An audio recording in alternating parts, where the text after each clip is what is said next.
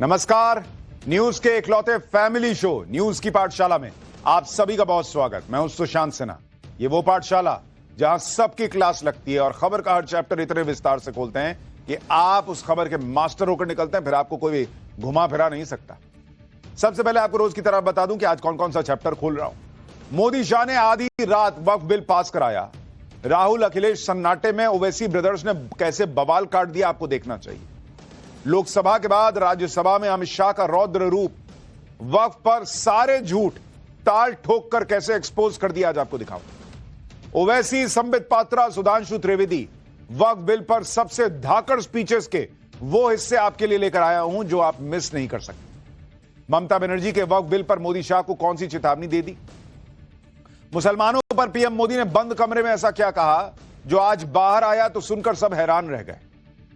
वक्फ bill पर जुमे के पहले मौलानाओं ने किस कदर भड़काया, देखेंगे तो आप शॉक्ड रह जाएंगे। मोदी शाह की सड़क वाली चुनौती, शाहीन बाग बनाने की तैयारी कितनी पूरी हुई है, ग्राउंड रिपोर्ट आज आपको देश भर से दिखाऊंगा। इसके अलावा हरियाणा, महाराष्ट्र, दिल्ली के बाद अब बंगाल, अमित शाह का डंके की चोट पर ऐलान, टीम ममता घबरा गई है क्या। इधर सुप्रीम कोर्ट से झटका, उधर अमित शाह और शोभा यात्रा का चैलेंज, ममता बनर्जी बुरी फंस गई है क्या। कहीं पति पर कार चढ़ाई, कहीं पति को पीट डाला। मियां बीवी और वो के चक्कर में क्या क्या हो रहा है आज आपको दिखाऊंगा। मेरठ कांड के बाद पतियों के साथ बेवफाई की वो शॉकिंग खबरें जिन्होंने नीले ड्रम का खौफ बढ़ा दिया है, आज इसका चैप्टर। लेकिन सबसे पहले दिन भर की बड़ी खबरों का रिवीजन, उसके बाद पहला चैप्टर।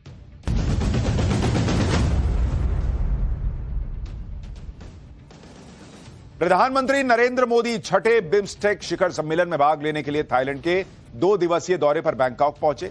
इस दौरान थाईलैंड के उप प्रधानमंत्री ने एयरपोर्ट पर पीएम मोदी का सेरेमोनियल वेलकम किया और सेना ने उन्हें गार्ड ऑफ ऑनर दिया। पीएम मोदी ने बैंकॉक में रामायण का थाई संस्करण राम किएन देखा। पीएम मोदी अपनी यात्रा के दौरान थाईलैंड के राजा और रानी से मुलाकात भी करेंगे। पिछले दिनों हाईकोर्ट के एक जज के घर से कैश मिलने के बाद जुडिशरी में पारदर्शिता लाने के लिए सुप्रीम कोर्ट ने एक अहम फैसला लिया है। सुप्रीम कोर्ट के जजों ने सर्वसम्मति से फैसला लिया है कि पद संभालते ही सभी जज अपनी संपत्ति का ब्यौरा देंगे। इसके साथ ही नई संपत्ति जुड़ने पर भी सीजीआई को बताएंगे। जजों की इच्छा के बाद उनकी संपत्ति की डिटेल वेबसाइट पर भी शेयर की जाएगी। आरजेडी प्रमुख लालू प्रसाद यादव का आज दिल्ली के एम्स में ऑपरेशन किया गया। पीठ में गहरे जख्म की वजह से लालू प्रसाद यादव 2 दिन से बीमार थे, जिसके बाद उन्हें पटना से दिल्ली एयर एम्बुलेंस से शिफ्ट किया गया। सफल ऑपरेशन के बाद उन्हें आईसीयू में शिफ्ट किया गया है। एम्स में राबड़ी देवी समेत उनके परिवार के सदस्य मौजूद हैं। मुंबई पुलिस ने आतंकी हमले का अलर्ट जारी किया है, जिसके बाद ड्रोन समेत पैराग्लाइडर, मोटर हैंड ग्लाइडर्स और हॉट एयर बलून के इस्तेमाल पर रोक लगा दी गई है। जो भी इस आदेश को नहीं मानेगा उसके खिलाफ सख्त एक्शन लिया जाएगा। मुंबई पुलिस के मुताबिक आतंकी या असामाजिक तत्व भीड़भाड़ वाली जगहों पर, सार्वजनिक संपत्तियों पर या वीवीआईपी लोगों को निशाना बना सकते हैं। अयोध्या में राम मंदिर का निर्माण पूरा हो गया है, जिसके बाद परकोटा में लगाए जाने वाले 6 मंदिर और राम मंदिर के मुख्य मंदिर के शिखर का पूजन भी किया गया। अब राम मंदिर में रामनवमी के मौके पर भगवान श्री राम का सूर्याभिषेक करने की तैयारी की जा रही है। रामलला के सूर्याभिषेक का प्रसारण पूरी दुनिया में किया जाएगा।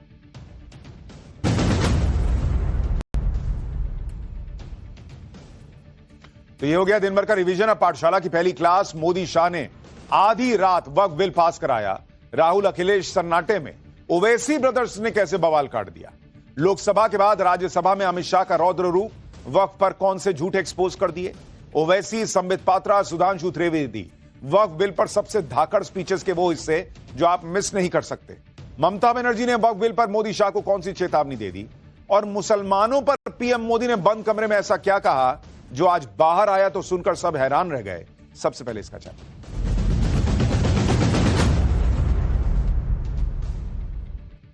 लोकतांत्रिक देश भारत में वक्फ बोर्ड की अलोकतांत्रिक शक्तियों के पर कतरने का आधा काम मोदी शाह ने कल निपटा दिया बॉस। लोकसभा में कल वक्फ बिल पास हो गया। जो विपक्ष चर्चा के घंटों को लेकर छाती पीट रहा था, उसका वो अरमान भी मोदी सरकार ने पूरा कर दिया। 8 घंटे की चर्चा का टाइम सुनकर विपक्ष बहुत परेशान था कि अरे बाप रे बाप, नहीं 12 घंटे चर्चा होनी चाहिए। पीएम मोदी ने 12 घंटे से ज्यादा की चर्चा करा दी संसद, और आधी रात के करीब वक्फ बिल पर वोटिंग कराकर बिल पास करा ली। चर्चा होते होते इतनी रात हो गई कि रात 2 बजे के करीब वक्फ बिल पर वोटिंग हुई। लोकसभा में वोटिंग हुई तो वक्फ बिल में संशोधन के पक्ष में 288 वोट पड़े और वक्फ बिल के में जो संशोधन है उसके खिलाफ 232 वोट पड़े। यानी बिल पास कराने के लिए जो जरूरी 272 वोट थे उससे 16 वोट ज्यादा ही पड़े और वक्फ संशोधन बिल कल लोकसभा में पास हो गया। लेकिन जब आप सो रहे थे और वक्फ बिल पास हो रहा था तभी बहुत कुछ ऐसा हुआ जो आज आपको दिखाऊंगा।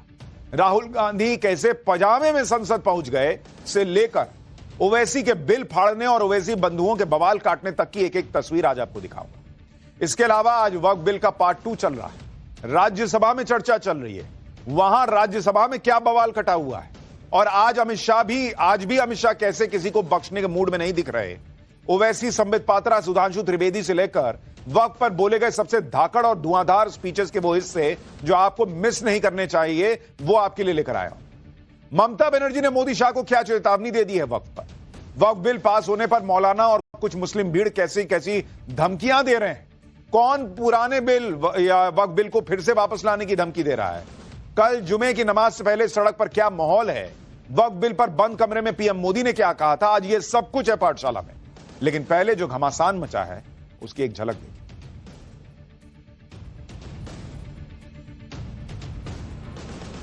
तो वो जो घमासान मचा है वो अपने आप में आपको बताता है कि क्या तस्वीर बन रही है, किस तरह के हालात बन रहे हैं।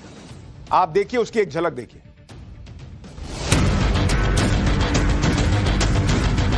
देश का अभिमान मोदी भाई ने।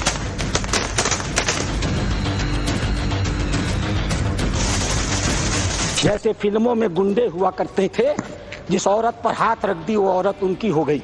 इसी प्रकार से इन वक्फ बोर्डों ने भू माफियाओं की तरह काम किया। इसका बेनिफिशियरी कोई नॉन मुस्लिम इसमें हस्तक्षेप नहीं कर सकता है।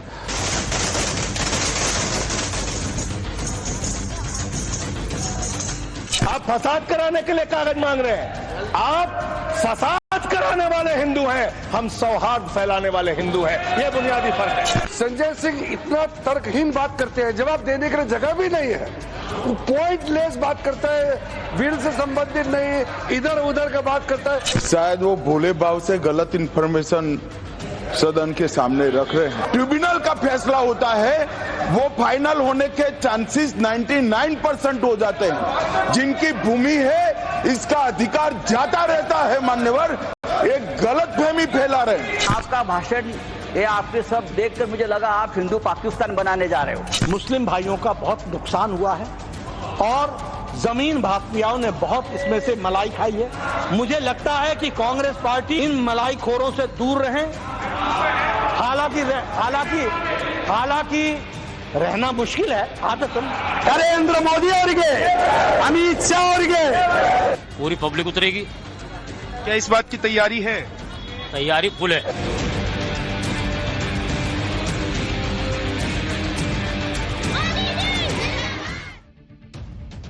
पूरा जोर लगाने के बाद भी इंडी गठबंधन वक्फ बिल पर नरेंद्र मोदी को रोक नहीं पाया। जब संसद में जंग हार गए तो अब नई नई तरह की धमकियां आनी शुरू हुई। कोई कह रहा है कि वक्फ बिल को मुसलमानों के खिलाफ यह जंग है। कोई सिर पर कफन बांधने की बात कर रहा है। कोई सूली पर चढ़ जाने जैसे भड़काऊ बयान दे रहा है। कोई कह रहा है कि मुसलमान के ईमान पर बात आ गई है, बर्दाश्त नहीं करेंगे। कोई कह रहा है कि मुसलमान इस गद्दारी को नहीं भूलेगा, इलेक्शन में सजा दी जाएगी। कोई कह रहा है कि मोदी का पहला हमला मुसलमानों पर है, दूसरा दलितों पर होगा। मतलब वक्फ संशोधन बिल पर भयंकर भड़काऊ बयानबाजी चल रही है। आपको आज एक एक बयान सुनाऊंगा। ये सब क्यों भड़के हुए हैं, पीएम मोदी ने मुस्लिम नेताओं और संगठनों की कौन सी दुखती रग पर हाथ रख दिया है, वो भी बताऊंगा। लेकिन पहले आप जरा असदुद्दीन ओवैसी को देखिए। कल बहुत लोग इंतजार कर रहे थे कि भाई ओवैसी भाईजान कब बोलेंगे। बहुत रात में बोले, कई लोग सो गए हों। ओवैसी जिस लोकसभा के अंदर वक्फ बिल की कॉपी फाड़कर अलग माहौल बनाते दिख रहे थे, ओवैसी संसद में कैसे भड़के हुए थे, जरा उसकी एक झलक देखिए।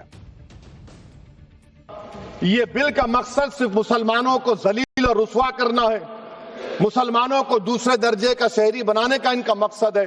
सर, अगर आप हिस्ट्री को पढ़ेंगे तो महात्मा गांधी उस वक्त के व्हाइट अफ्रीका में सफेद फार्म अफ्रीका के कानून को महात्मा गांधी ने कहा था कि ये मेरा कॉन्शियंस उसको मानता नहीं, मैं इस कानून को कबूल नहीं करता हूं। तो महात्मा गांधी ने क्या किया, उन्होंने उस कानून को फाड़ दिया। तो मैं गांधी की तरह इस कानून को फाड़ता हूं। ये अनकॉन्स्टिट्यूशनल है सर। इस देश में झगड़े पैदा करने का काम बीजेपी करना चाहती है मस्जिद और मंदिर के नाम पर, इसीलिए मैं इसका कंडेम करता हूं और मैं आपसे गुजारिश करता हूं कि मैंने अपने 10 अमेंडमेंट दी हैं, आप इसको कबूल करिए सर, मुझे बोलने का मौका दीजिए। कितने कमाल की बात है, 15 मिनट के लिए पुलिस हटा लो, ऐसी सोच रखने वाले लोग आजकल गांधी का उदाहरण दे रहे हैं। गांधी के रास्ते पे आगे भाई बीते 10 साल के अंदर एक भी मस्जिद जो है वो शहीद नहीं होने देंगे। ये जब बोलते हैं तब हिंदू मुसलमान नहीं होता है, तब मंदिर मस्जिद की लड़ाई नहीं होती है। वक्फ बिल जो लाकर मुसलमानों से भी जो जमीन छीन ली गई उसको वापस करने का प्रावधान हो रहा है, भू माफिया का जो काम चल रहा था उसको रोकने का प्रावधान हो रहा था, हिंदू मुसलमान हो जाएगा। और कह रहे मुसलमानों को रुस्वा किया जा रहा है। 10 साल से मोदी कर ही नहीं पा रहे हैं क्या? अब तो यही कहते थे कि मोदी जो है वो मुसलमानों को दोयम दर्जे का नागरिक बना के छोड़ दिए हैं, तो अब क्या बच गया जो कर रहे हैं? ये लोग कब क्या बोलते हैं और क्या सच होता है उसमें कोई मैच ही नहीं है। और ये पहला मौका नहीं है जब ओवैसी ने इस तरह संसद में बिल फाड़ा है। साल 2019 में भी ओवैसी ने लोकसभा में सीएए कानून की कॉपी फाड़ दी थी, लेकिन क्या हुआ? ओवैसी का अग्रेशन काम आया क्या भाई? वो ना सीए कानून को रोक पाए ना वक्फ बिल को रोक पाए। और जो ओवैसी फाड़ रहे थे सीए का बिल, आज बताएं सीए से कितने मुसलमानों की नागरिकता चली गई? पूछे ना कोई मुसलमान ओवैसी से कि भाईजान आपने तो फाड़ दिया था बिल सीए का, सीए तो फिर भी आया लेकिन हमारी नागरिकता तो नहीं गई बॉस, हम तो यहीं रह रहे हैं। आप सोचिए कैसा फिल्मी स्टंट चल रहा है लोकसभा के अंदर और दूसरी जगहों पर। लेकिन वक्फ बिल के खिलाफ ओवैसी के साथ साथ उनके छोटे भाई भी मैदान में कूद गए। जरा ओवैसी ब्रदर्स को सुनिए क्या बोले। सर, ये वक्फ तरमीमी बिल भारत के गयूर मुसलमानों के ईमान पर, इबादत पर एक हमला है। नरेंद्र मोदी की हुकूमत ने इस मुल्क की सबसे बड़ी अक़लियत के खिलाफ एक ऐलान जंग कर दिया और ये जंग ना सिर्फ मेरे जिस्म पर है बल्कि मेरी आज़ादी पर, मेरी समाजी और माशी मार्जिनलाइजेशन पर है, मेरी शहरियत पर है, मेरे मदरसे, मस्जिदों, खानखाहों को और दरगाहों को निशाना बनाया जा रहा है। और ये हुकूमत सच्चाई को नहीं बयान कर रही है कि ये तरमीमी बिल से मुसलमानों का तहफ़्फ़ुज़, तरक्की और गुर्बत का खात्मा होगा। ये सरासर झूठ है। कि वक्त के हुक्मरान मिस्टर नरेंद्र मोदी को न भूख की फिक्र है, न प्यास की फिक्र है, न सड़क की फिक्र है, न रुपये की गिरती हुई कदर की फिक्र है, न रोजी रोटी देने की फिक्र है।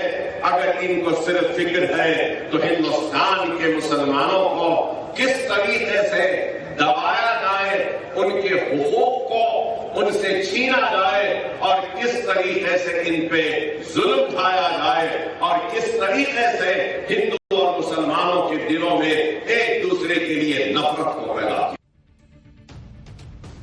आप ओवैसी ब्रदर्स को सुन रहे हैं? ऐलान जंग कर दिया है मोदी ने मुसलमानों के खिलाफ, ऐसी ऐसी भाषा का इस्तेमाल कर रहे हैं।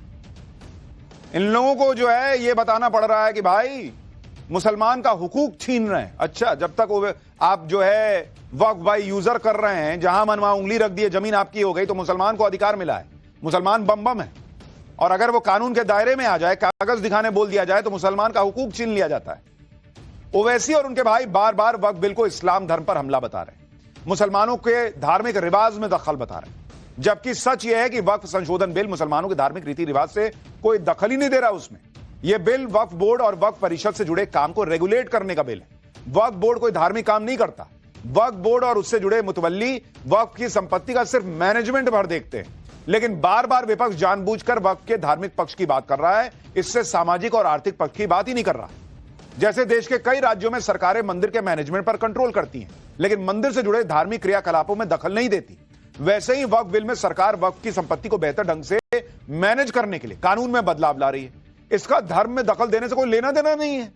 संसद में खुद अमित शाह ने भरोसा दिया है और दे चुके हैं कि सरकार न तो मस्जिदों को छेड़ रही है, न कब्रिस्तानों को छेड़ रही है, लेकिन ओवैसी ब्रदर्स अलग ही माहौल बना रहे हैं। सुनिए एक बार। पार्लियामेंट के सामने मस्जिद है सर, 123 प्रॉपर्टीज में मस्जिद है, डिस्प्यूट चल रहा है, कल कलेक्टर या डिस्ट्रिक्ट ऑफिसर बोलेगा कि भाई साहब ये गवर्नमेंट प्रॉपर्टी है, स्टिकर लगा दिया जाएगा, मस्जिद बंद गवर्नमेंट प्रॉपर्टी हो गई, होगी ना सर? अब ये बताइए, आप जब से यहां पर पूरे बीजेपी रूलिंग पार्टी हमको ज्ञान दे रहे हैं कुछ नहीं होगा, कुछ नहीं होगा, मैं दलील के साथ बता रहा हूं आपको। अमेंडमेंट बिल के जरिए अगर कोई निशाना बन रहा है तो वह हिंदुस्तान की सबसे बड़ी अक़लियत मुसलमान को निशाना बनाया जा रहा है। आज जो हमारे आबा अजदाद ने हमारे आने वाले कल के लिए जो वक्त किया था जायदादों को एक मंशे के तहत एक मकसद के लिए उन औकाफी जायदादों को मनसूबाबंद अंदाज के जरिए कानून साजी के जरिए उन औकाफी इदारों को तबाह बर्बाद करने का एक कानून पार्लियामेंट में आज ज़ेर बहस है। दरअसल इंडी गठबंधन ने जितना सोचा नहीं था, वक्फ संशोधन बिल उनके लिए उससे ज्यादा खतरनाक साबित हो रहा है, क्योंकि अब जब दूसरे धर्मों के लोग वक्फ संशोधन बिल पर संसद की चर्चा को सुन रहे हैं, तब उन्हें पता चल रहा है बॉस कि कैसे कांग्रेस की सरकार में वक्फ कानून के जरिए एक धर्म विशेष से जुड़ी संस्था के ट्रिब्यूनल को सिविल कोर्ट से भी ज्यादा ताकत दे दी गई। अब जब पुराने बिल के जरिए पुरानी करतूतें सामने आ रही हैं, तो कांग्रेस के नेता उसे ढकने की कोशिश कर रहे हैं। जैसे आज राज्यसभा में कांग्रेस सांसद नसीर हुसैन ने दावा किया कि वक्फ ट्रिब्यूनल को कोई अतिरिक्त ताकत है ही नहीं, लेकिन अमित शाह ने हाथों हाथ ही नसीर हुसैन के इस दावे की पोल खोल दी। सुनिए राज्यसभा में आज क्या हुआ। ये सबसे बड़ा एलिगेशन वक्फ बोर्ड के खिलाफ है सर, और सबसे बड़ा मिस इन्फॉर्मेशन फैलाया गया। आज भी यहां पे बोल रहे थे कि वक्फ बोर्ड कोई भी जमीन को अपनी जमीन डिक्लेयर कर सकती है। क्या हिंदुस्तान में लॉ नहीं है? क्या रेवेन्यू रूल्स नहीं है? क्या प्रॉपर्टी रूल्स नहीं? मतलब कहीं पे भी हम टवल डाल दें और हमारी बना लें। हम ट्रेनों में चलते हैं, ट्रेनों में नमाज पढ़ते हैं, फ्लाइट्स में नमाज पढ़ते हैं, तो नमाज पढ़ ले तो क्या ट्रेन हमारी हो गई? क्या फ्लाइट हमारी हो गई? क्या वक्फ में उसको लिखवा दें? वक्फ को जो पावर दिया था, अगर वक्फ बोर्ड के सामने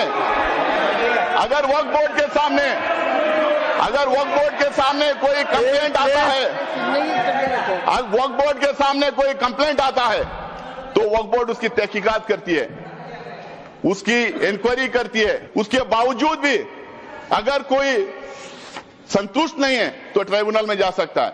अगर वहां भी कोई अगर वहां भी उसके खिलाफ अगर डिसीजन जजमेंट आता है, अगर वहां पे वो कन्विंस नहीं है, तो वो कोर्ट में जा सकता है। आज ये कह रहे हैं कि कोर्ट में रिव्यू नहीं कर सकते। और मैं सदस्य को बीच में टोकना नहीं चाहता, शायद वो भोले भाव से गलत इंफॉर्मेशन सदन के सामने रख रहे हैं, तो मैं थोड़ा करेक्ट करना चाहता हूं। मान्यवर, जो डिस्प्यूट है वो इतना ही है कि अगर ट्रिब्यूनल के फैसले से कोई असंतुष्ट है तो ये भूमि का मामला है, इस पर सिविल सूट होना चाहिए। सिविल सूट में अधिकारों के बहुत वाइड रेंज होती है। इन्होंने इस पर अपील का प्रोविजन 2013 के कानून में रखा ही नहीं है, तो रीट के कार्य क्षेत्र में हाईकोर्ट के सामने जाता है। रीट का कार्य क्षेत्र बहुत संकरा होता है, तो जो ट्रिब्यूनल का फैसला होता है वो फाइनल होने के चांसेस 99% हो जाते हैं। जिनकी भूमि है इसका अधिकार जाता रहता है। मान्यवर, एक गलतफहमी फैला रहे हैं। संसद में वक्फ संशोधन बिल पर 2 दिन से जो बहस चल रही है, उसे देखकर तो ऐसा ही लग रहा है जैसे विपक्ष ने इस बिल पर बहस की मांग करके अपने ही पांव पर कुल्हाड़ी मार ली। आज राज्यसभा में बीजेपी सांसद राधा मोहन दास अग्रवाल ने वक्फ बिल पर विपक्ष के एजेंडे के धागे खोल दिए। राधा मोहन अग्रवाल ने कुरान को कोट करते हुए बताया कि उन्होंने जेपीसी मीटिंग के दौरान मौलवी साहब से पूछ लिया था कि जो संपत्ति दान नहीं की है उसे वक्फ बाय यूजर कैसे मान लेंगे, तो मौलवी साहब के पास कोई जवाब ही नहीं था। सुनिए राधा मोहन अग्रवाल ने क्या बताया। जैसे फिल्मों में गुंडे हुआ करते थे, जिस औरत पर हाथ रख दी वो औरत उनकी हो गई। इसी प्रकार से इन वक्फ बोर्डों ने भू माफियाओं की तरह काम किया। जिस जमीन पर हाथ रख दिया इन्होंने वो जमीन उनकी हो गई। किराए पर मकान ले ले, अपने 4 मित्रों को बुला ले और नमाज पढ़ ले। 5वें दिन वो कह देगा हमने इस स्थान पर नमाज पढ़ी है, यह वक्फ बाय यूजर है, अब इसे वक्फ घोषित कर दो। और घोषित हो गई।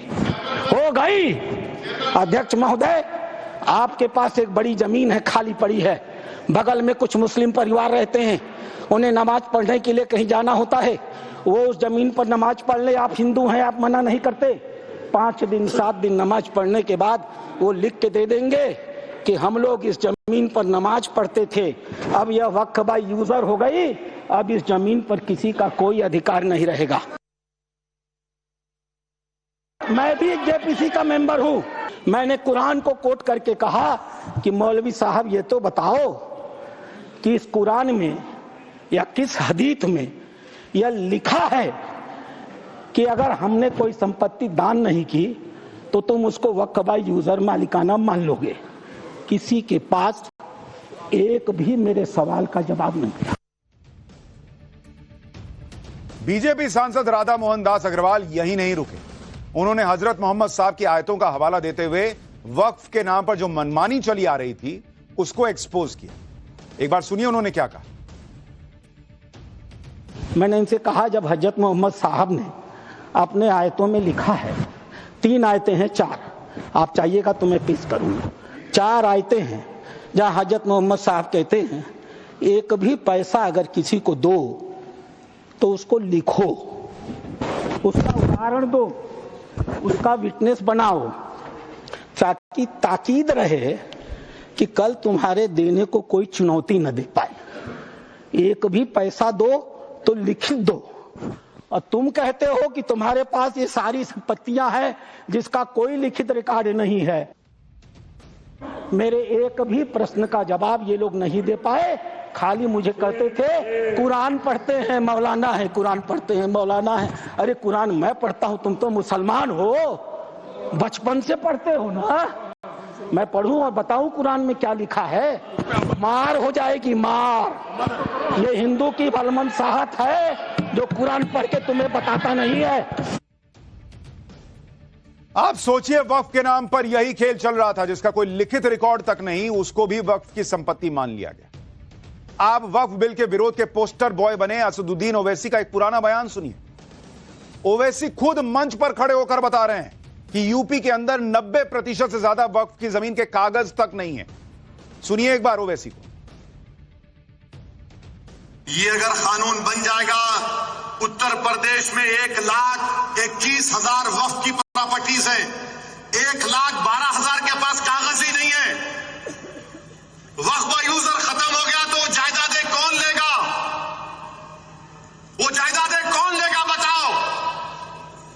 तुम्हारे पास लीगल उसके ऊपर इख्तियारी नहीं होगा, कोई भी घुस जाएगा।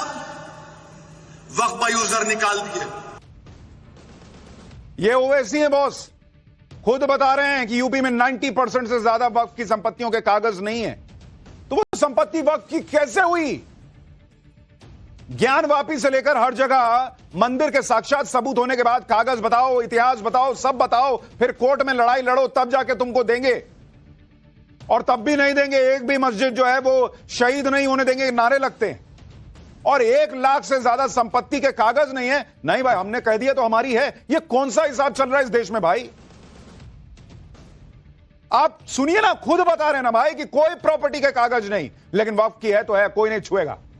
ये क्या है? ये रंगदारी चल रही है क्या? वक्फ के नाम पर क्या चल रहा था? खुद ओवैसी इसकी गवाही दे रहे हैं, खुद मान रहे थे कि यूपी में तो वक्फ की संपत्ति का कोई हिसाब किताब ही नहीं है। यही वजह है कि सीएम योगी भी वक्फ संशोधन बिल लाने के लिए मोदी और शाह का आभार जता रहे हैं। कह रहे हैं कि यह वक्फ बोर्ड है या माफिया बोर्ड। सुनिए एक बार योगी को। देखा ना वक्फ बोर्ड ने कैसा मनमानापन उस समय बयान दे रहे थे। जब हम कुंभ का आयोजन करने जा रहे थे उस समय वो बयान दे रहे थे कि प्रयागराज में कुंभ की भूमि भी वक्फ की भूमि है। अबे हमने कहा ये बोर्ड क्या भूमाफिया बोर्ड हो गया क्या? भूमाफिया प्रदेश में नहीं चल सकते। माफियाओं को तो हम पहले ही विदा करा चुके हैं प्रदेश से। अब उत्तर प्रदेश में माफियागिरी नहीं चलेगी। महाकुंभ भव्य और दिव्य होगा। और बहनों और भाइयों, और भव्य और दिव्य कुंभ वहां है। हम आभारी हैं प्रधानमंत्री मोदी जी के, गृह मंत्री अमित शाह जी के, जिन्होंने वक्फ बोर्ड की मनमानी पर लगाम लगा करके वेलफेयर के कार्य के साथ ये सभी बोर्ड जुड़े। इसके लिए वक्फ बोर्ड से संबंधित एक अत्यंत महत्वपूर्ण अधिनियम को संसद में, लोकसभा में पारित किया है। आप ये भी देखिए कि संसद के अंदर या संसद के बाहर वक्फ बिल पर विपक्ष के पास तर्क का कोटा खत्म हो चुका है। इसलिए कल तक वक्फ बिल को ट्रंप, चीन, महाकुंभ से जोड़ रहे थे। आज भाई अडानी की एंट्री करा दी। इनका कोई मुद्दा ऐसा नहीं है जिसमें ये लोग अडानी की एंट्री नहीं कराते। समाजवादी पार्टी के सांसद रामगोपाल यादव और कांग्रेस सांसद नसीर हुसैन ने क्या कहा और कैसे जेपी नड्डा ने जवाब दिया है, वो एक बार देखिए। जो कल हमारा रुख था वो आज भी है। वक्फ बिल को हम बहुत ही नाजायज एक बिल मान रहे हैं। देश की जितनी जमीन है बड़े बड़े उद्योगपतियों को दे दी। अब मनसा है उन्हीं उद्योगपतियों को ये जमीन देने की। सर, वक्फ बाय यूजर की बात तो सबसे बड़ा मार जो इस बिल में ला रहे हैं वक्फ बाय यूजर, क्यों ये ला रहे हैं सबको पता है।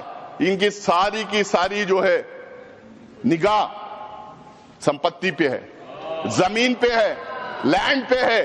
धारावी पे में किसको दिया है उन्होंने, करोड़ों के भाव पे किसको दिया। तो ये डिरेल हुआ और डिरेल के साथ साथ डिविएट भी हुआ। कल मुझे लोकसभा में भी देखने का मौका मिला। अब इस बिल में कहीं राम मंदिर आ रहा है, इस बिल में कहीं कुंभ मेला दिख रहा है, इस बिल में बिहार का इलेक्शन दिख रहा है, इसमें एयर इंडिया बिक गया, केरला का सिनेमा दिख रहा है। ये चीजें, ये डिविएट, डिरेल, सेंसेशनलाइज। वक्फ बिल के विरोध में विपक्ष 8 की जगह 12 घंटे चर्चा की मांग कर रहा था, लेकिन जब लोकसभा में इस पर 14 घंटे चर्चा हुई, तब भी इतना टाइम देने के बाद भी विपक्ष वक्फ बिल के विरोध में ऐसी कोई दलील नहीं दे पाया जो मोदी सरकार को हिला दे, या जिसको सुन के आप भी कन्विंस हो जाएंगे नहीं बॉस ये तो एकदम तगड़ी बात कह रहे हैं, ये लोकतांत्रिक तरीका नहीं है। एक तर्क इनके पास नहीं है। आप असदुद्दीन ओवैसी को सुनिए, वो वक्फ के विरोध में मतलब अलग लेवल की अजीब दलील दे रहे हैं। एक बार सुनिए। और गवर्नमेंट क्या कर रही है, आप मुस्लिम समाज में जो बेकार किस्म के लोग हैं उनको एक रास्ता बना रहे हैं, एग्जिट दिखा रहे हैं कि तुम्हें वक्फ से बचना है तो तुम्हें ट्रस्ट बना लो। ये क्या कर रहे हैं सर आप? कम से कम उन दाऊदी बोरा को आप दे देते। कितनी भी कोशिश कर ले, लेकिन हिंदुस्तान का मुसलमान रोज़े क़यामत तक अपनी शरीयत पे कायम था, है और रहेगा। दुनिया की कोई ताकत हमको खत्म नहीं कर सकती। हम सब कुछ लुटा देंगे, अपने जमीन को लुटा देंगे, अपने घर को लुटा देंगे, अपनी खेतियों को लुटा देंगे, अपनी इज्जतों को लुटा देंगे, अपनी इस्मतों को लुटा देंगे, अपनी आबरूओं को लुटा देंगे। लेकिन अल्लाह उसके रसूल की कसम, हम अपने ईमान को लुटने नहीं देंगे। हम अपने ईमान को लुटने नहीं देंगे। अगर कोई समझ रहा है कि हमको लूट कर कमजोर कर देंगे तो ऐना समझ लूटे, लूट जितना लूटना है, लेकिन तेरे पास इतनी ताकत नहीं कि तू हमारे ईमान को लूट सके। फिल्मी डायलॉग बाजी चल रही है भाई। और अगर वक्फ बोर्ड शरीयत के हिसाब से धर्म का हिस्सा है तो बहुत सारे इस्लामिक देशों में क्यों नहीं है, बताएं ये लोग। दरअसल असदुद्दीन ओवैसी हो या दूसरे मुस्लिम नेता या मौलाना, सब वक्फ बिल पर इसलिए इधर उधर की बातें कर रहे हैं क्योंकि अब इन पर ही उंगलियां उठ रही। गंभीर आरोप लग रहे हैं कि ये वक्फ की संपत्ति को दबा कर बैठे। आप ओवैसी पर उत्तराखंड वक्फ बोर्ड के चेयरमैन शादाब शम्स के दावों को सुनेंगे तो हैरान रह जाएंगे। लोग वक्फ अमेंडमेंट एक्ट का विरोध कर रहे हैं। ये मुसलमान नहीं, ये पॉलिटिकल मुसलमान है और ये असल में इंक्रोचर हैं वक्फ के। आप ऊपर से लेके नीचे तक जितने मुस्लिम पर्सनल लॉ बोर्ड के मेंबर्स हैं, जितने ये मुस्लिम तंजीमें चल रही हैं या जमात है या जो लोग साथ में आए हमदर्द बन के दिखा रहे हैं या ओवैसी साहब हैं, ये सब लोग वक्फ के इंक्रोचर हैं। करिए तो बताइए, वक्फ बोर्ड की संपत्ति 200 बीघा के ऊपर अकबर अहमद डंपी का कब्जा है, कांग्रेस के यूथ संजय गांधी जी के साथी उत्तराखंड के अंदर, जहां 200 बीघा में रिसोर्ट बनाया हुआ है। दूसरे इनके सांसद सईदुज्जमा जो मुजफ्फरनगर से सांसद थे, कलियर के अंदर बंगला कब्जा के बैठे हैं वक्फ का। क्या है भाई, असदुद्दीन ओवैसी 8 रुपए एकड़ के किराएदार हैं साल के, 1000 बीघा जमीन का। तरह तरह के आरोप लग रहे हैं बॉस। वक्फ के नाम पर संपत्तियों की लूट पर संसद में बीजेपी सांसद अनुराग ठाकुर और कांग्रेस अध्यक्ष मल्लिकार्जुन खड़गे के बीच भी जबरदस्त भिड़ंत हुई है। दरअसल बुधवार को लोकसभा में बोलते हुए अनुराग ठाकुर ने दावा किया था कि कर्नाटक में वक्फ में जो भ्रष्टाचार हुआ, जो घोटाले हुए, उसमें मल्लिकार्जुन खड़गे भी शामिल थे। इस आरोप पर खड़गे बुरी तरह बिफर गए और पुष्पा अवतार में आ गए। खड़गे ने चैलेंज कर दिया कि अगर 1 पैसे के भी भ्रष्टाचार का आरोप साबित हो जाए तो वो इस्तीफा दे देंगे। 1-1 रुपए का हिसाब आपको देना चाहिए था। क्या किसी मस्जिद का पैसा आपने लिया? क्या किसी वक्फ बोर्ड का पैसा आपने लिया? लेकिन कर्नाटक में जो घोटाले हुए सर, उसमें इनके राष्ट्रीय अध्यक्ष मल्लिकार्जुन खड़गे जी का नाम भी आता है। जहां पर क्या अगर ये बीजेपी के लोग डरा कर मुझे झुकाना चाहते हैं, मैं कभी नहीं झुकूंगा। मैं टूट जाऊंगा लेकिन झुकूंगा नहीं, ये याद रखो। डराने से मैं डरने वाला नहीं हूं। और 1 इंच भी अगर जगह मैंने अगर किसी की ली, अरे मैंने तो उस एरिया से आता हूं साहब, जिस एरिया में मुझे एक सेगमेंट में मुस्लिम के 1,20,000 वोट मुझे मिलते हैं। 1,20,000 एक ही सेगमेंट से। और मुझे ये लगाते हो और वो ठाकुर को जरा आप बुद्धि बोलिए, नहीं तो। हालांकि ये बोलते बोलते मल्लिकार्जुन खड़गे साहब ने क्लियर कर दिया क्यों वक्फ बिल को लेकर ये लोग विरोध कर रहे हैं। भाई एक जगह से 1,20,000 मुस्लिम वोट मिल रहा है, खुद ही बता रहे हैं, तो कैसे ना कलेजा निकाल के रख दे मुसलमानों के लिए। वक्फ संशोधन बिल पर जो लोग हंगामा कर रहे हैं, सवाल उठा रहे हैं, उन्हें यह नहीं दिखाई देता कि दुनिया के कई मुस्लिम देश ऐसे हैं जहां वक्फ बोर्ड तक नहीं। संसद में बीजेपी सांसद संबित पात्रा ने मुस्लिम देशों के नाम गिना गिना कर बताया, इन देशों में कोई वक्फ बोर्ड नहीं है। अगर शरीयत से जुड़ा मामला है तो इन मुस्लिम देशों में बोर्ड क्यों नहीं है? सुनिए संबित पात्रा। इस्लामिक देशों में है, मैं इस्लामिक देशों का नाम पढ़ूंगा जहां वक्फ का वजूद नहीं है। टर्की में नहीं है, लीबिया में नहीं है, इजिप्ट में नहीं है, सूडान में नहीं है, लेबनान में नहीं है, सीरिया में नहीं है, जॉर्डन में नहीं है, तुनिसिया में नहीं है, इराक में नहीं है। भारतवर्ष में वक्फ बोर्ड है। वक्फ प्रॉपर्टी को कानूनन सुरक्षा, लीगल प्रोटेक्शन दिया गया है। उसके बाद भी हंगामा क्यों है बरपा? उसके बाद भी हंगामा क्यों है बरपा? मैं पूछना चाहता हूं। देश में ये वक्फ एक्ट आया कैसे? ये जिन्ना को पाकिस्तान बनाने का जिम्मेवार मानते हैं या नहीं मानते? पहले इन लोगों से ये पूछ लीजिए सर, फिर मैं बोलूंगा। यदि जिन्ना को मानते हैं,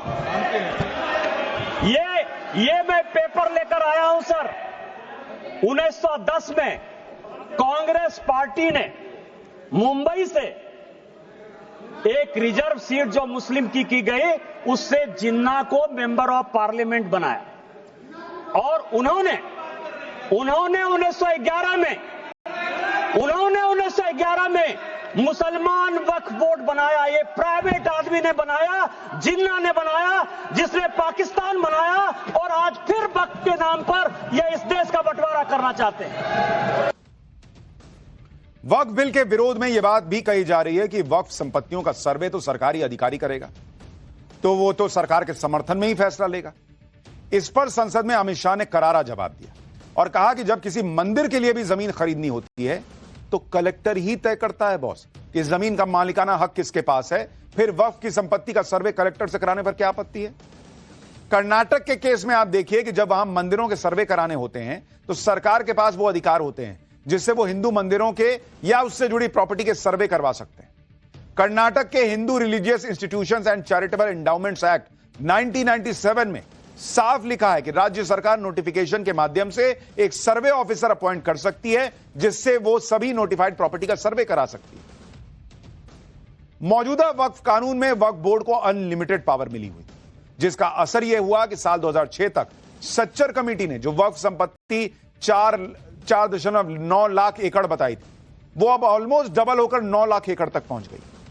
पीएम मोदी अब वक्फ के नाम पर जमीन हथियाने के इसी खेल को बंद कर रहे हैं, तो ममता बनर्जी भी भड़क रही, कह रही है कि जब बीजेपी की सरकार नहीं रहेगी, केंद्र में नई सरकार बनेगी, तो हम वक्फ बिल को रद्द कर देंगे और अभी जो वक्फ कानून है उसे दोबारा लागू कर देंगे। सुनिए जरा ममता बनर्जी को।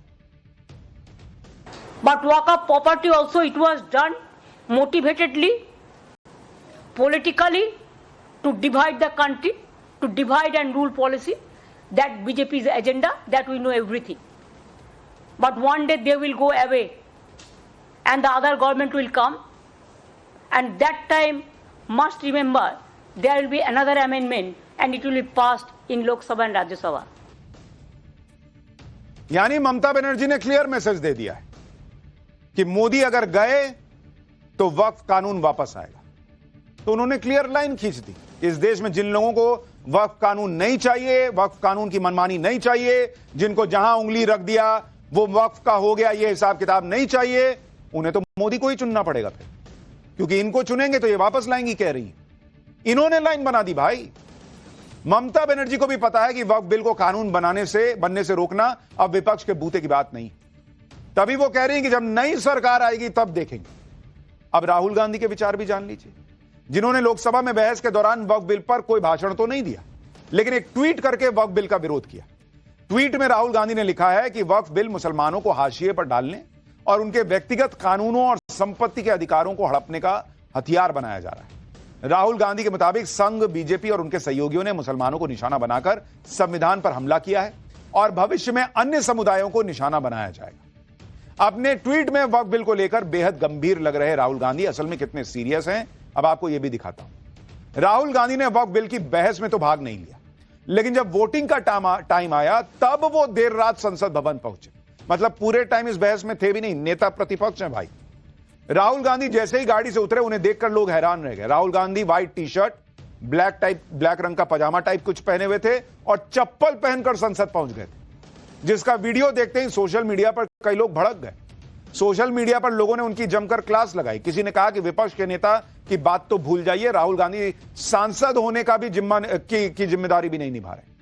किसी ने कहा कि राहुल गांधी सोकर उठे, चप्पल पहनी और संसद पहुंच गए लग रहा है। राहुल गांधी को संसद की गरिमा का जरा भी ख्याल नहीं है, पब्लिक ने यह भी लिखा। लेकिन चप्पल पहने, पजामा पहने, टी शर्ट पहने, कुछ भी पहने, सवाल तो यह है कि नेता प्रतिपक्ष है बॉस। आप बोले नहीं, चलिए क्यों नहीं बोले भगवान ही जाने, लेकिन कम से कम संसद में तो बैठते पूरे भाषण के दौरान, पूरी चर्चा के दौरान। पूरा विपक्ष मिलकर वक्फ बिल को संविधान के खिलाफ साबित करने की कोशिश में जुटा है। वक्फ बिल पर आज राज्यसभा में आम आदमी पार्टी के सांसद संजय सिंह ने भी भाषण दिया। बॉस, इसीलिए पाठशाला में आपको एक एक का भाषण सुना रहा हूं। क्लियर कट आपके दिमाग में बैठ जाना चाहिए कि कौन क्या रख रहा था अपना स्टैंड जब यह वक्फ बिल पर चर्चा हो रही थी। अपने भाषण में संजय सिंह ने आरोप लगाया कि वक्फ के जरिए मुसलमानों की जमीनें छीन ली जाएंगी। संजय सिंह ने यह भी कहा कि बीजेपी कभी मुसलमानों के भले की सोच ही नहीं सकती। आप सुनिए जरा, संजय सिंह ने कैसे मुसलमानों को पीएम मोदी के खिलाफ भड़काने की कोशिश की। ये सरकार कह रही है कि ये कानून हम मुसलमानों के भले के लिए आ रहे हैं। जब मैं आपसे सुनता हूं तो मुझे लगता है कपिल शर्मा कॉमेडी सर्कस में बोल रहा है। आप मुसलमानों का भला कर रहे हैं, आप मुसलमानों का भला कर रहे हैं। दोनों सदन में एक भी सदस्य, दोनों सदन में सिर्फ एक सदस्य गुलाम अली को छोड़ के एक भी सदस्य आपका मुसलमान नहीं है। आप मुसलमानों का भला कर रहे हैं, आप मुसलमानों का भला कर रहे हैं।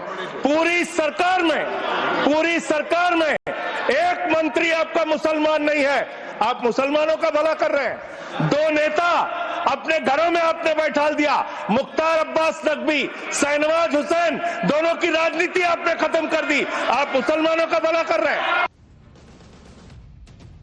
इनके हिसाब से मुसलमान का भला होना है तो सांसद मुसलमान चुन के आना चाहिए। तो अपना इस्तीफा दीजिए और किसी मुसलमान को सांसद बना दीजिए। आम आदमी पार्टी जो राज्यसभा में सांसद भेजती है, सब मुसलमानों को भेज दीजिए। और इतने साल से जो मुसलमानों के रहनुमा बने हुए थे, जो मुसलमान को टिकट दे रहे थे, उन्होंने क्यों नहीं मुसलमानों का भला कर दिया? और आज भी मुसलमान इतनी गरीबी में क्यों है, क्यों रह रहा है? सच्चर कमेटी की रिपोर्ट में ऐसा क्यों लिखा कि मुसलमान बहुत बुरी हालत में? मुसलमान सांसद चुन के आ रहा था इसलिए,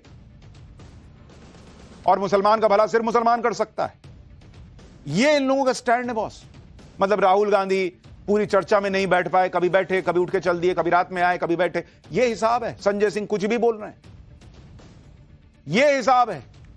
अरे शिवसेना को देखिए भाई, आज शिवसेना उद्धव गुट के सांसद संजय राउत ने भी वक्फ बिल पर बीजेपी की मंशा पर सवाल उठाए। कह रहे हैं कि भाई आप तो लग रहा है कि हिंदू पाकिस्तान बनाना चाहते हैं। करोड़ों गरीब मुसलमानों के हित की बात आप कर रहे हो। आपको मुसलमानों की चिंता कब से होने लगी? या आप ही लोग हैं मुसलमानों को चोर बोलते हो? आप ही लोग हैं मुसलमान आपकी जमीन छीन लेंगे, आपके गले का मंगलसूत्र खींच लेंगे, आपके गाय बैल उठाकर लेके जाएंगे।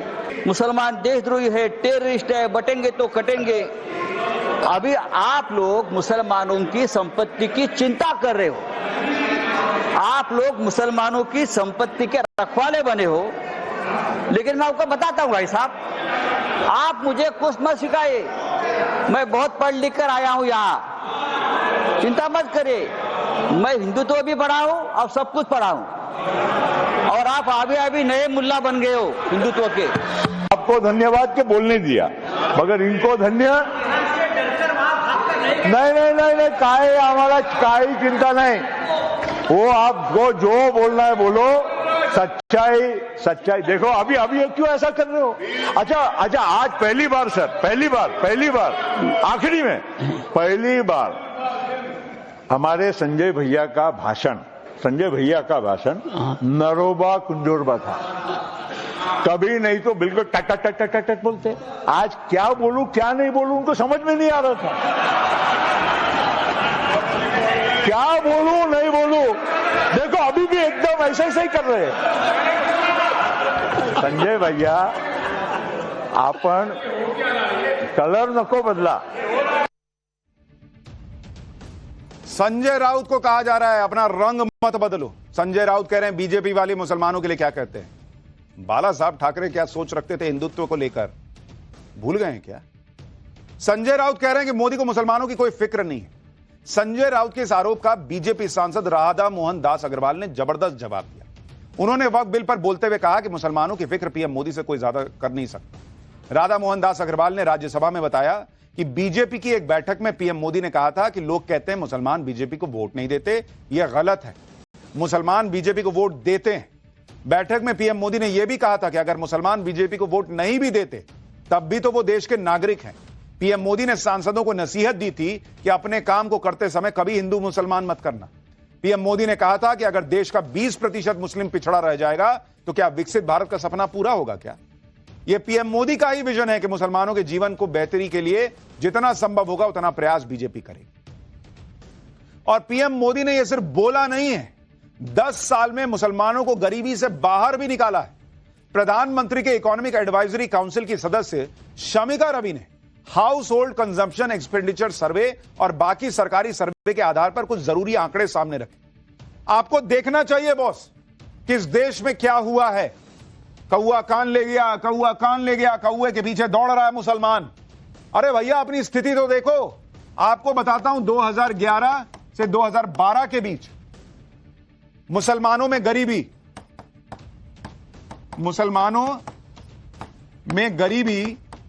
2011-12 तक कितनी थी पता है आपको?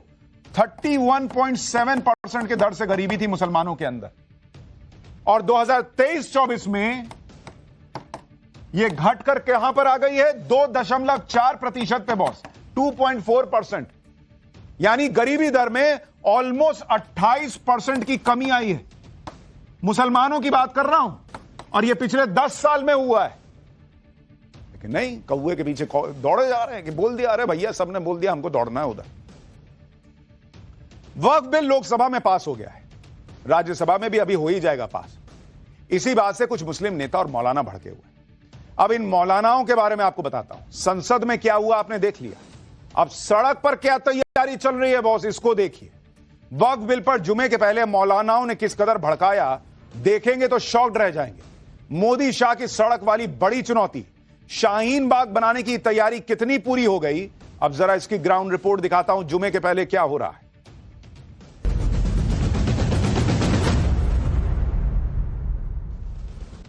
वक्फ बिल को लेकर मुसलमानों में तरह तरह के सेंटिमेंट दिख रहे हैं। एक तरफ आम मुसलमान है जो वक्फ बिल आने से खुश है, कुछ लोग मिठाई भी बांट रहे हैं, शुक्रिया मोदी भाईजान के नारे लग रहे हैं। दूसरी तरफ मौलाना हैं, ओवैसी हैं, इमरान मसूद जैसे नेता हैं जो मुसलमानों को भड़काने में लगे हुए हैं। वक्फ बिल से गरीब मुसलमानों को कितना फायदा होगा यह समझाने की बजाय मुसलमानों को भड़काया जा रहा है। जो मुसलमान वक्फ बिल का समर्थन कर रहे हैं, खुशी जता रहे हैं, मोदी मोदी के नारे लगा रहे हैं, उन मुसलमानों को भी ये लोग दलाल बोल रहे हैं। गजब ही है बॉस। जो मुसलमान इन मौलानाओं और ओवैसी जैसे नेताओं की बात न माने वो इनके लिए दलाल हो जाता है। ये लोग कभी शाहीन बाग बना देने की धमकी देते हैं, कभी करबला की याद दिलाते हैं। हर संभव कोशिश हो रही है कि किसी भी तरह मुसलमानों को भड़का के सड़क पर उतार दिया जाए, जिससे पीएम मोदी को घेरने का मौका मिल सके। कल शुक्रवार यानी जुमा भी है, जब हजारों लाखों मुसलमान जुमे की नमाज के लिए मस्जिदों में जाते हैं। इसके लिए क्या तैयारी हो रही है, ग्राउंड रिपोर्ट क्या बता रही है, शाहीन बाग बनाने की कितनी तैयारी पूरी हुई है, ये सब आज आपको दिखाने जा रहा हूं। लेकिन पहले भड़काऊ बयानों का एक ट्रेलर देखिए।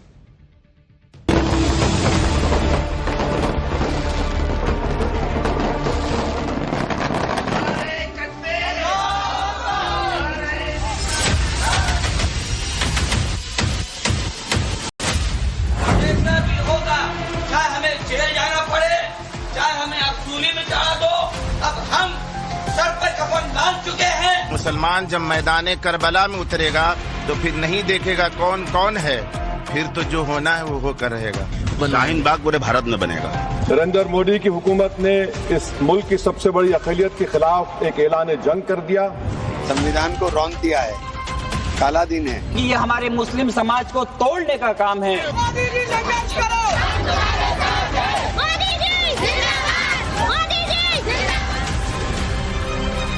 कातिल भी तुम ही हो और जज भी तुम ही हो।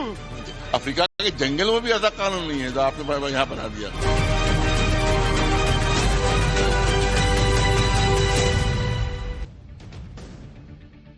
भड़काऊ बयानबाजी नॉन स्टॉप चल रही है। जो भी मौलाना या मुस्लिम नेता वक्फ बिल पर भड़काऊ बयान दे रहे हैं वो ये नहीं बता पा रहे कि बिल असंवैधानिक कैसे, इस बिल से मुसलमानों का नुकसान क्या होगा या अब तक फायदा क्या हो रहा था।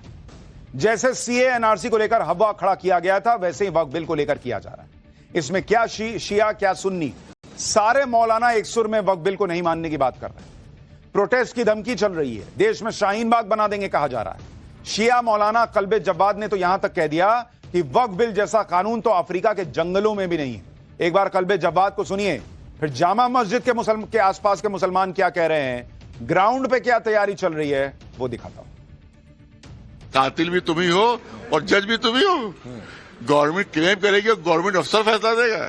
अफ्रीका के जंगल में भी ऐसा कानून नहीं है जो आपने यहाँ बना दिया। झूठ है, टोटल झूठ। हमारे मोदी जी अफसोस की बात है, या तो उनको उनके जो एडवाइजर उन्होंने गलत बताया या उन्होंने जानबूझ के बोला, जबकि पूरा अभी चले जाइए, अभी हमने नोट किया है, ये विकिपीडिया से लिया गया है और एआई में भी है। आयतुल्लाह खमैनी जी ने ईरान के इनकलाब लेकर आए, सबसे बड़े आलिम थे वो, उनका फतवा इस पे पूरे हवालों के साथ।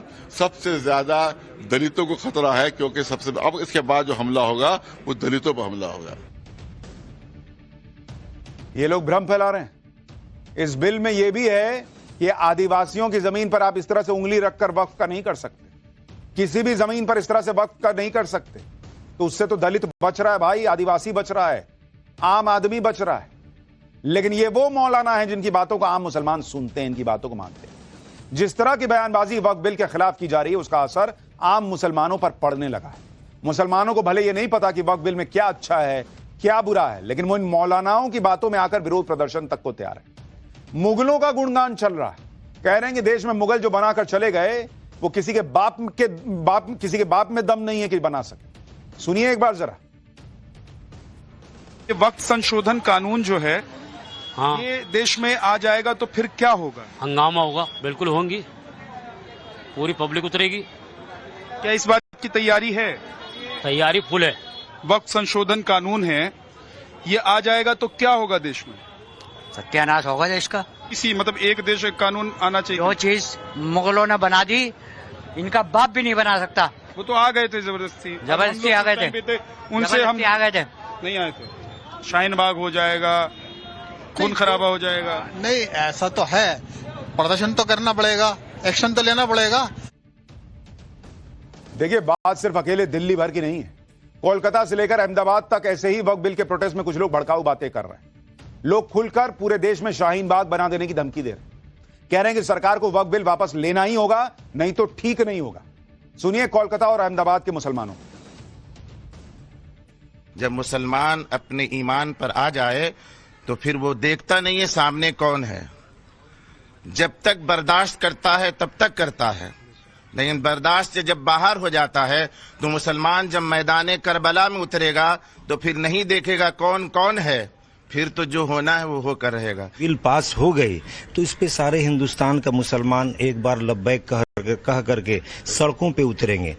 कान खोल के सुन ले कि ये विरोध शुरू हो चुका है, सड़कों से लेकर संसद तक चलने वाला है, तो ये बिल वापस ले उसमें ही बेहतरी है। शाहीन बाग पूरे भारत में बनेगा। अगर ये कानून पास हो गया तो एसडीपीआई पूरे भारत में शाहीन बाग बनाएगी। सीए एनआरसी के खिलाफ दिल्ली के शाहीन बाग में प्रोटेस्ट हुआ था। उसी शाहीन बाग को अब मॉडल की तरह पेश किया जा रहा है। शाहीन बाग के नाम पर धमकियां दी जा रही। शाहीन बाग के लोग भी ये मान रहे हैं कि वक्फ बिल अगर पास हो गया तो विरोध तो होगा। यहां के लोगों का कहना है कि वक्फ के साथ छेड़छाड़, सरकार को छेड़खानी नहीं करने दिया जाएगा। जो मुसलमानों का है उसमें किसी और का दखल मंजूर नहीं करेंगे। शाहीन बाग से जरा ग्राउंड रिपोर्ट देखिए। सुनेगा कोई नहीं सुनेगा, जब ये सारा मामला सही हो जाएगा तो कोई नहीं सुनेगा, इनमें से कोई नहीं सुनेगा, ये सब लिखा खत्म हो जाएगा। गलत है, सही नहीं, सही नहीं है। गलत क्यों है? क्या लग रहा है आपको, क्या गलत है इसमें? गलत तो है, पहले जो बात वो बोल गए हैं, पहले के लोग सब दिए हैं और किए हैं, जो कि जिम्मेदारी के टाइम था। गलती वो लोग ये किया कि कागज नहीं बनाया। तो कागज के नहीं बनाया, इसके आधार पर सरकार जो भी कर सकती है। एक मुसलमान ने मुसलमान को दे दिया अल्लाह के नाम पर, उसके अंदर तो दूसरे का तो कोई हिसाब ही नहीं होना चाहिए। ऐसा ये मान लीजिए पारित होता है तो इसका विरोध कहीं ना कहीं देखने को मिलेगा। जाहिर सी बात है, मिलेगा बिल्कुल। वो तो होगा फिर। जो प्रॉपर्टी आपकी है उसके लिए आप तो लड़ेंगे, या आपके भाई ने कोई प्रॉपर्टी आपको दी वो आपकी तो हुई, अब वो दूसरा कैसे ले लेगा? एक बात हर मुसलमान को समझनी चाहिए। कह रहे हैं आपके भाई ने आपको प्रॉपर्टी दे दी, वो आपकी तो होगी, किसी और की किसे होगी। अरे भाई भाई को देगा प्रॉपर्टी तो कागज तो बनाएगा, कागज तो दिखाएगा कि किसी भी पड़ोसी का घर उठा के कह देगा कि ये मैंने अपने भाई को दे दी और भाई की हो जाएगी। जिसके कागज हैं उसको कौन ले रहा है भाई? आपके पास कागज है, आप वक्फ कीजिए, लेकिन जहां मन वहां उंगली रख दीजिए हमने वक्फ कर दिया। ये कैसे चलेगा भाई? कल को कोई आपका घर ले लेगा बिना कागज के, चल जाएगा आपको? आप दिखाएंगे ना कागज कि भाई मेरे पास कागज है, या सामने वाले से पूछेंगे तुम्हारा कागज कहां है, दिखाओ। अपना दुकान, अपना घर दे देंगे बिना कागज के किसी को। जुमे से ठीक पहले इस तरह की भड़काऊ बयानबाजी से सरकार भी एक्टिव होगी। जिस शाहीन बाग के नाम पर धमकाया जा रहा है वहां सुरक्षा कड़ी कर दी गई है। शाहीन बाग में पुलिस ने फ्लैग मार्च किया। पुलिस और प्रशासन पूरी तरह से मुस्तैद दिख रहा है जिससे कोई हंगामा ना हो सके। यूपी में कई जगहों पर सुरक्षा कड़ी कर दी गई है। जितने संवेदनशील इलाके हैं वहां पुलिस ने फ्लैग मार्च किया। वक्फ बिल के विरोध के दौरान कोई हंगामा न हो, इसका ध्यान रखा जा रहा है। जुमे की नमाज शांति से पढ़ ली जाए, इसके लिए पुलिस और प्रशासन ने तैयारी की है। जुमे की नमाज को देखते हुए लखनऊ में भी हाई अलर्ट जारी कर दिया गया। यह सब इसलिए जरूरी है क्योंकि वक्फ बिल के खिलाफ प्रोटेस्ट शुरू हो चुका है। तस्वीरें रुड़की से आई जहां वक्फ बिल के खिलाफ सड़कों पर लोग इकट्ठा हो गए। माफ कीजिएगा, इन लोगों के हाथ में उत्तराखंड वक्फ बोर्ड के चेयरमैन का पुतला था। ये लोग पुतला जलाकर प्रोटेस्ट करने वाले थे, लेकिन पुलिस ने मौके पर पहुंचकर इन लोगों के हाथ से पुतला छीन लिया और लोगों को वापस भेज दिया। एक तरफ वक्फ बिल के खिलाफ मौलानाओं के उकसावे वाले बयान आ रहे हैं, तो दूसरी तरफ हजारों लाखों ऐसे मुसलमान हैं जो वक्फ बिल पर खुल के अपनी खुशी जता रहे हैं। जोधपुर में मुसलमानों ने पीएम मोदी की तस्वीर के साथ वक्फ बिल पर अपनी खुशी जताई। इन लोगों ने पीएम मोदी को धन्यवाद दिया। इसी तरह मुंबई में भी लोगों ने वक्फ बिल पर जोरदार खुशी जताई। मुंबई में तो लोगों ने सेवई, शीर कोरमा और मिठाई बांटकर जश्न मनाया। लोगों के हाथों में पोस्टर थे जिस पर लिखा था शुक्रिया मोदी भाईजान।